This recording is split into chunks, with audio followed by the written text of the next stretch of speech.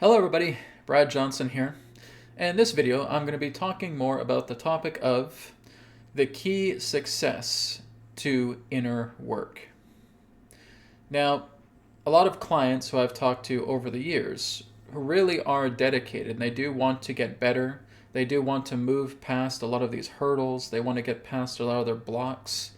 But when they start doing their inner work, they're kind of feeling like they haven't reached that state of change. They're kind of going around in a loop-de-loop and saying, oh, Brad, I'm doing this inner work. I'm trying to make myself get past this hurdle. I'm getting past this block. And I do the work, but then a matter of days later, it just feels like all of this stuff just comes back at me. What's going on? Well, it's true that you're not going to be able to perform successful inner work until you have this particular key that will bring you success. What is that key? It's to get high. Okay? And I'm not talking about what you think I might be talking about. What I'm talking about in that sense is that you need to elevate yourself beyond the surface level of the problem. If you are in the sludge, right, if you're trying to battle it out with all of these beasts that have been manifestations of all of these traumas throughout many different themes of your life, and you're at that ground level, you're at that base level, and you're trying to take out a sword and you're trying to kill them off, it's not going to work. Okay? They are going to regenerate. And this is even for a person who feels, okay, I'm going to go into a state of peace and let it go. Well, you haven't. You're still at the level. You're still basically tethered. Even if you're lifting yourself up a little bit, that tether is still connected to your heart, right? So this is what happens, is people will start to lift themselves up a little bit, maybe up to about here, but that problem can still go up there as well too, right? There's a certain glass ceiling to the problem. And basically what happens is some people may just go up to the point of the glass ceiling, bump their head, and say, okay, that's as high as it can go. Well, the problem can meet you there, okay? Because there's a certain band with that problem. It's like looking at a gradient, right? It can go through that gradient, to the top of the gradient, and if that's as high as you've made yourself, you're still going to be clashing with that problem. You'll think that you're making headway. You'll feel like you're just scooping a few buckets worth of water out of the boat and throwing it back into the ocean, but that hole in the boat is still there, and you're still taking on water. You feel like you're pulling all the weeds out of the garden, but then days pass and now the weeds start coming back again. So what's going on? You need to get high. So what am I talking about when I say that you're going to get high? What I'm talking about when you're getting high is that you are elevating yourself past the glass ceiling, past the gradient, where that problem cannot follow you, right?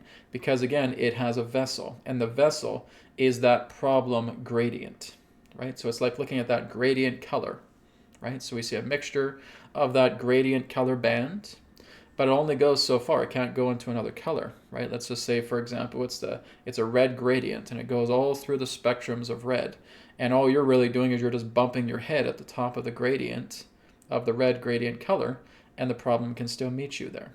You need to go beyond the gradient. You need to go beyond the sludge. You need to go beyond the base level. And that is where you're getting yourself high.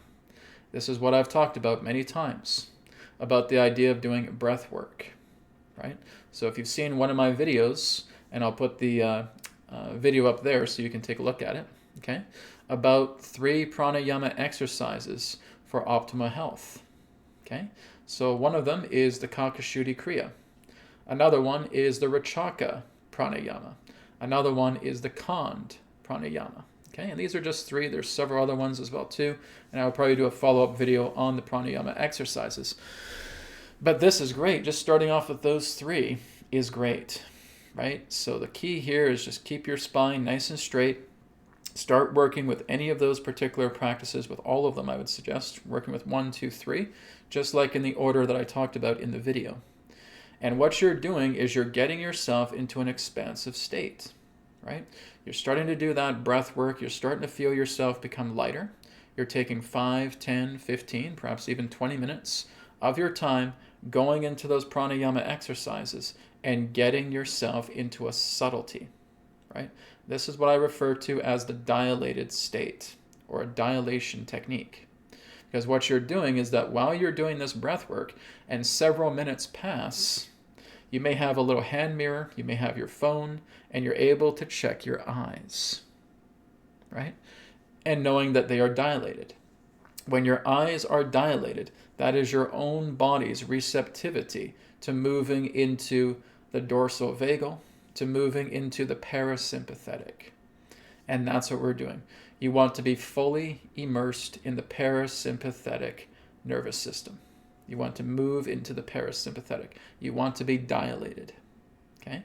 And you check that with your eyes. If they're 50% or more dilated, you're moving properly into that dilated state. But I'd say keep going, right? Keep going until it's about 75% dilated, right? Just getting yourself completely relaxed, getting yourself calm, getting yourself centered. And when you can do that, you're now starting to move into that high state.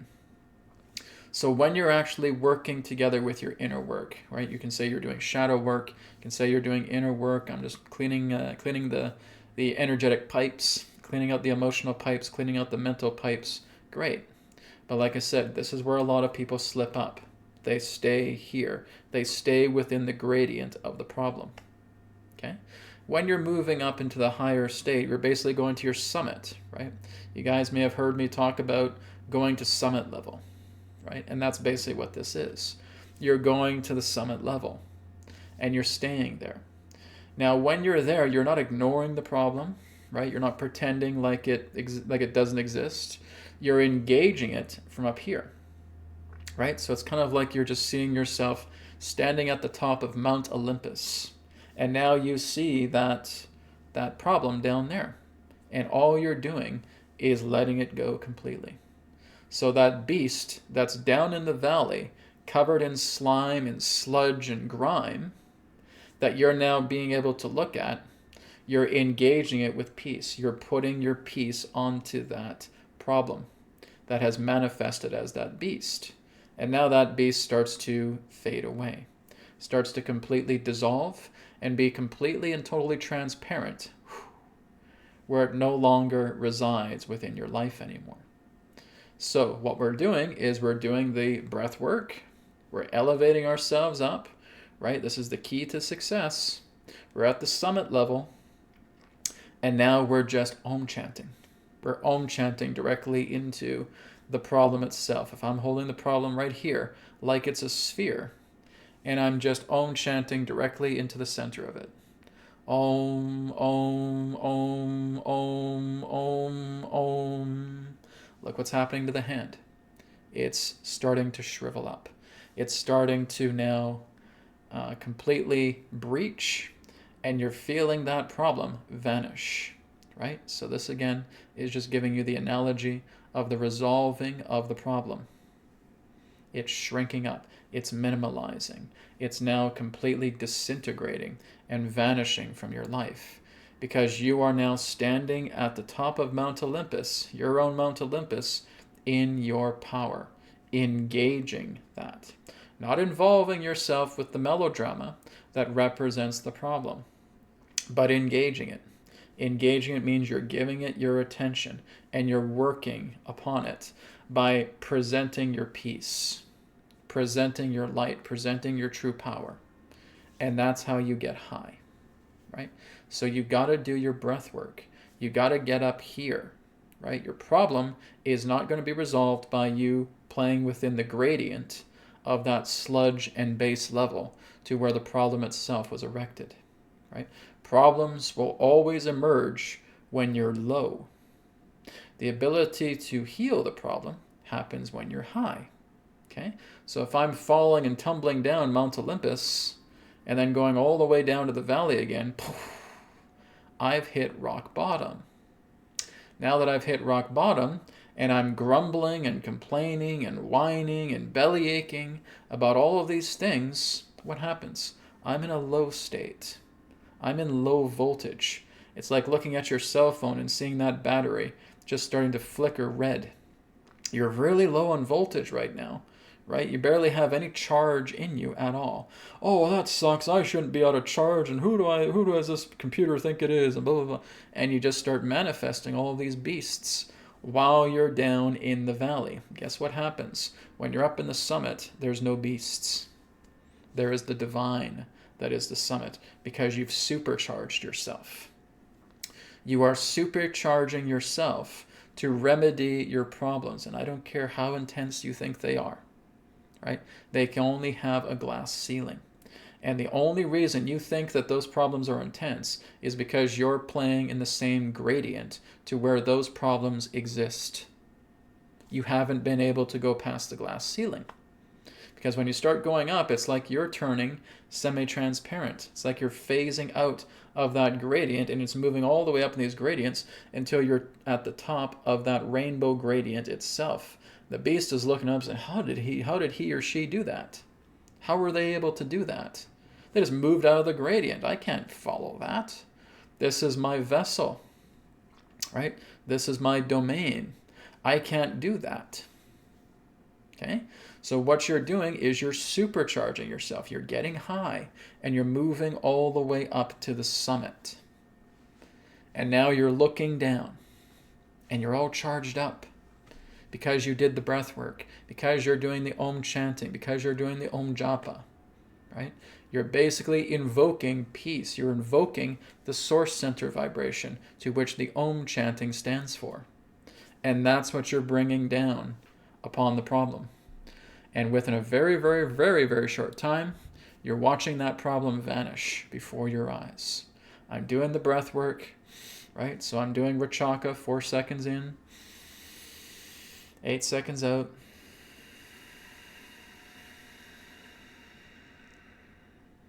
Okay, I'm doing Kakashuti Kriya, where I'm sitting nice and straight, my legs are apart, taking a deep breath in, and I'm going to blow out those imaginary candles. And inhale. And come back up. Take a couple deep breaths in and out, and then repeat. Right? Inhale, exhale, then inhale again. Do Kakashuti again. Right? Do it 5 times. Okay? Then I'll do Kan breath. Right? I'll do the Kant, where I'm doing that dividing breath, that pulsing breath.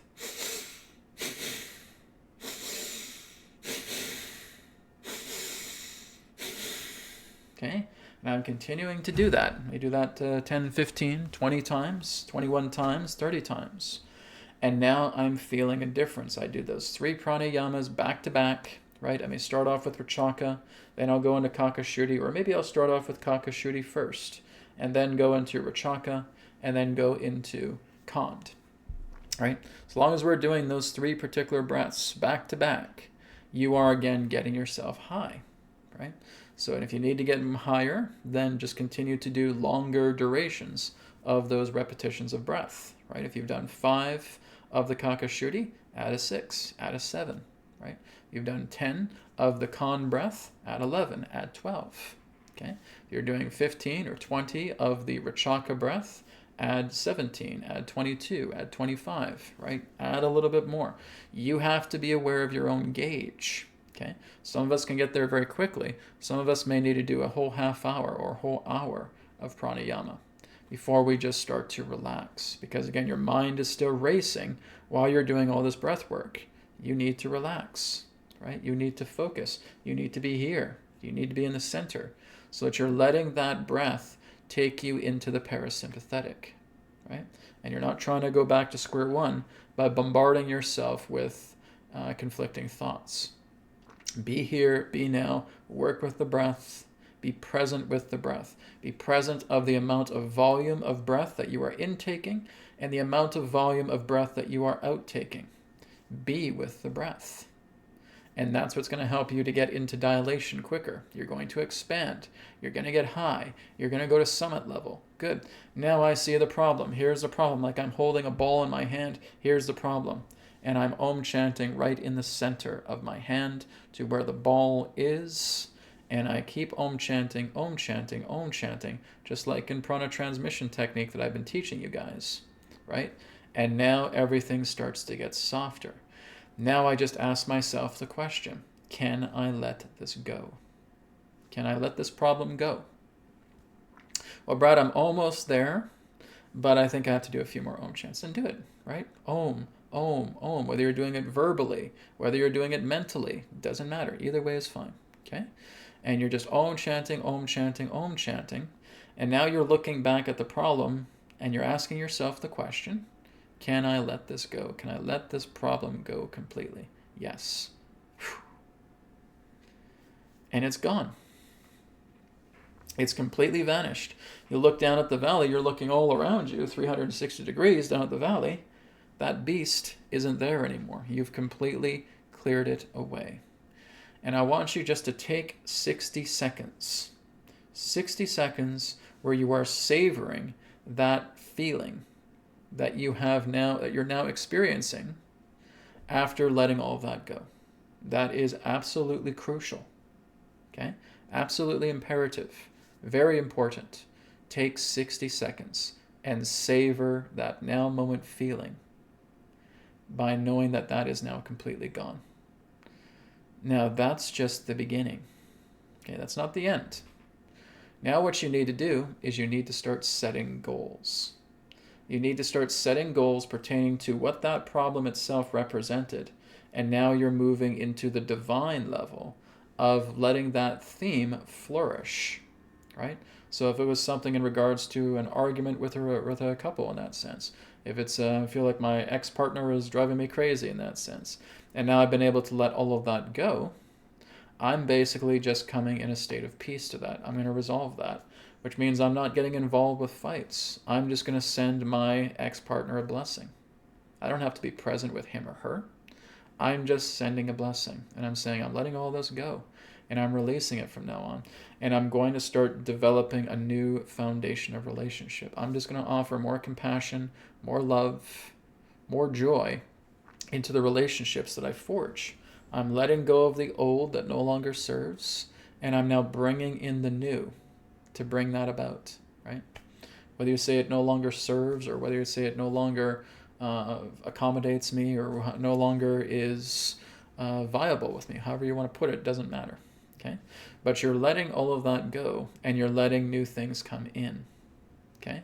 So when you look at the old, there's still nothing but a smile on your face because you've resolved it. You're not doing this. You're not shunning away the old because this person did this to you. The whole part of being able to let that go is being at peace with that person, being at peace with that event. You see, that event does not disappear. And some people think it does. That if I start putting all of this energy into my work, into my inner work, and then I let that go, oh, it's like that thing doesn't exist anymore. It's not that it doesn't exist. It exists, but it's no longer problematic. You have shined your peace upon it, which means you remember every single thing that that partner did to you. You remember every single thing that took place within that event, but you're not bothered by it anymore. Okay? So this is what it is to stay at the summit. You're supercharged. Okay? You are not pretending like that does not exist, because then you're still bringing about a problem that you have to resolve. You are not trying to escape your problems, because then you're doing it wrong. Okay? This is not about escape, running away from your problem, ignoring your problem, pretending like it doesn't exist. Then you haven't released anything. Okay? You need to look at that problem and say, I'm aware of what my ex-partner did to me. I'm aware that I had this financial trouble. I'm aware that I lost my job. Right? I'm aware that I was angry at this politician, etc. And I still remember it. But when I look at it, there's no reaction that comes out of it. I've basically shined my peace on it. And it's completely fine. So remember when so-and-so did this to you? Yes, I remember. You still angry about it? Not at all. What? You're not angry about it? No, I don't react to it anymore. I've been able to completely let it go. I'm still very much aware of what's happened. I still remember it. I still recall all the things that took place. It doesn't bother me anymore. That's when you know you've let go of something, right? You're no longer concerned about the tug of the reaction on it with you, right? You're no longer feeling that tug anymore. Oh my God, reacting, reacting, reacting, reacting.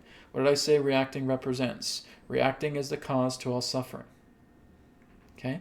So when you're no longer reacting to it, someone may recall, and you are responding to that. Yes, I remember, and I've been able to let it go. Because you hold the key to success, to inner work. And that is getting up here. That's getting up here. That's getting high. That's getting at the summit level. And now you're working together and exercising your center. Exercising your center, one example is the Om chanting. Okay? That's you projecting your center. That's you projecting your source center vibration towards anything and everything. And even if a person has PTSD, I can still work with that person. It takes a little bit longer, but what happens is we start to take out pieces of the PTSD. I say, just look at something regarding that situation that you can bear. That you can bear. Now that it's there, we're doing the exact same thing. We're getting ourselves high, we're going to the summit level, and we're now just shining our center. Right? That's the Om chanting. That's the Om japa. That's you shining your center. And I want you to look at that big piece of the PTSD, and I want you to shrink it down, because it's just an event. It's an event that has brought you into that state. The state itself is the result of a reflection, of a reaction. Okay? It is the effect of something here. Right? Here's the cause, something that you can bear to look at, and you let it go. And now we have a couple other octaves to work with, and we go through them one at a time. And we start bringing our peace, we start shining our center upon every single one of them. And before you know it, within a matter of days and weeks, PTSD is cured. Because you're just dissecting it, you're putting it into areas that you can bear to look at. And then being able to shrink it down by shining your center upon it. Okay? This is the key to everything that heals the physical, the emotional, the mental, the spiritual bodies. Because what you are doing is you're getting high. This is what heals the physical body. You put so much of that charge into yourself physically, working with the breath and just working with the power of your intent and expanding it and putting it into every cell of your body. And you maintain that for a considerable amount of time. Your body is going to go through an expansive amount of charge. Because what are you doing? You're bringing your center out. This is exactly what etherics does. Right? Etherics uses technology to charge you up, to supercharge you, to bring you to summit level. But if you're resisting that, then you're going to stay exactly where you are. You have to cooperate with this. You have to work with this. And if you don't, then basically you stay at ground zero. You stay within the gradient and you battle your beasts. There has to be an intention to go to the top. Right? There has to be an intention of you following along and cooperating specifically with yourself, so that this can be supercharged, so that everything, physically, emotionally, mentally, spiritually, can be brought into peace. Because that is how you now start to see the world. There's no more obstructions. There's no more shadows. The ego is not running the show anymore. Because you now see the shadow of the ego for what it is. And you let go of all of those obstructions in the way. The key to success is getting high, going up to summit level, shining your peace, shining your center, and letting all of these things go. Because now you've surpassed the gradient. And now you're able to shine this light upon all of these things, regardless of how intense they are. They're only intense because you're in the gradient. You say, oh, Brad, I can't do this. This is just too hard. You're in the gradient. You haven't moved yourself up at all. Right? You got to move yourself up first. You move yourself up first, then you're there. Now it's not hard. Now you realize that's something that I've put myself in a trance to realize, thinking that that was real. Exactly. Right? You've put yourself in that trance, buying in to the drama of that problem. And if you keep saying, oh, I can't do this, well, then you're not willing to move past the gradient. You're not willing. Right? And you must be willing. This, again, is where you're doing the exercises. You are doing. Guys, we're in the action era right now. We're not in the idea of contemplation anymore. You're in the action era now. And you need to start taking action. And through that commitment to take action, to move yourself up simply to the summit level, that is where the true transformation of your being can begin. That's the ascension, my friends. You have to be the ascendant.